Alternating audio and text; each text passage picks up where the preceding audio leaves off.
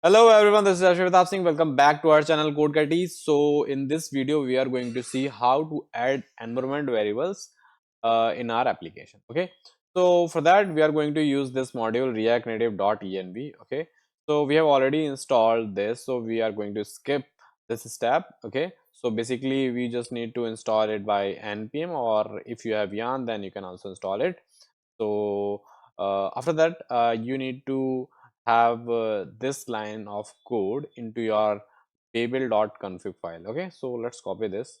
So we just need this only because we have already babel.config file. So let's open this and close this.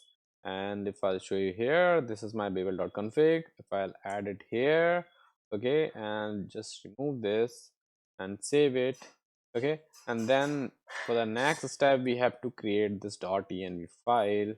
And let's create it over our root for, okay, and paste it here. Okay, now add one of the line, that this one.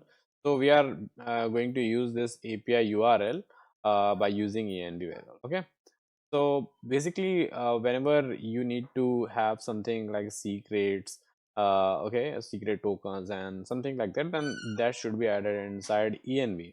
Okay, so that it won't be accessible by some public or hacker. Okay, so that's why we add this, and make sure to add it in this .env under your git ignore, because if you're not adding it and pushing it to GitHub, then there is nothing about adding this env. Okay, so now we have added it. Okay, now let's copy this, try to access this. So here you can see I'm getting some error. So let's console this first. Okay, so here you can see I got this error. So basically, if you are going to have TypeScript, then only you'll get this. Otherwise, that's fine. So for this, what we have to do, we have to create a file for mentioning that my env will be look like this. Okay, so let's add this here.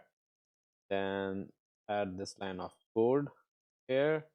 Now, if I'll open this right now, API URL is here. My env dot env. So with this, okay, now working. So what I did, so whatever mentioned inside .env, we have to add here also, so that TypeScript should know like something like API URL or something, anything that is present inside my env. Okay, so here we go. Now let's try this by running it. Refresh it. I'll open a page. So here you can see I can access this URL. Okay, and that's how you can add your other things like Firebase token and like Google API token as anything. Okay, so you can add it, and if you are adding some new key, so make sure to add here, and after that here also, so that it will be easily accessible. Okay, so yeah, that's all about today's video. If you really enjoyed, then please hit like and subscribe to our channel. Thank you.